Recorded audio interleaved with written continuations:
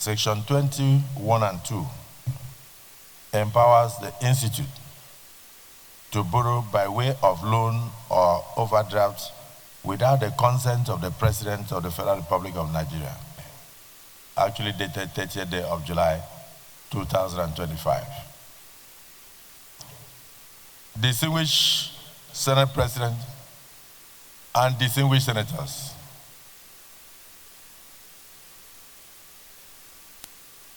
assent to the Nigerian Institute of Transport Technology Establishment Bill 2025.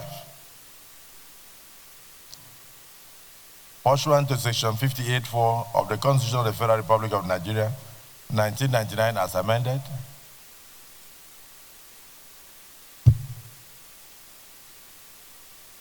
I hereby convey to the Senate my decision to decline assent to the Nigerian Institute of Transport Technology Establishment Bill 2025. The rationale for my decision is that the bill is tainted with fundamental defects, such as Section 18, subsection 4A. The bill expands the source of funding the National Transport Logistics Research to include 1% of the freight on every import and every export from Nigeria without the approval of the Federal Executive Council. And more so, when the institute is to be funded by the very federal government itself.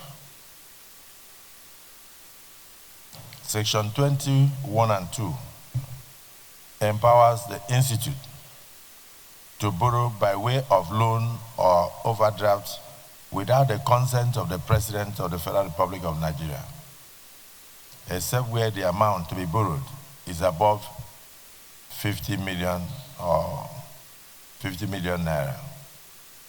In the Extant Act, borrowing can be made with the approval of the President.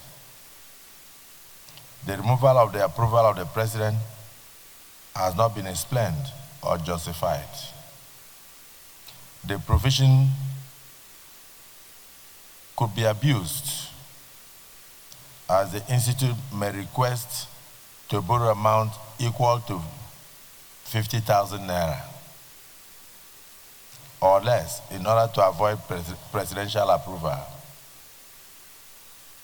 This will amount to serious financial abuse. Section 23 and 4 on power to invest surplus funds. Since the institute is to be funded by the federal government and money appropriated by the government for any agency usually budgeted and accounted for, it is unlikely to have surpluses. The issue of investing surplus funds is usually applicable to agencies that are not funded by the federal government of Nigeria, but generate revenue to spend revenue. In addition, Section 21 states that it is the surplus fund of the institute that should be invested, while Section 23 states that any of the institute's funds could be invested. This can allow funds other than surpluses to be diverted for investment purpose from original purpose. Section 18(2) requires money in the fund to be applied towards the promotion of the objective and functions of the Act. It does not include or recognize the investment of the funds of the Institute. This seems contradictory to Section 23, which purports to allow the Institute to invest its funds on securities as approved by the Minister.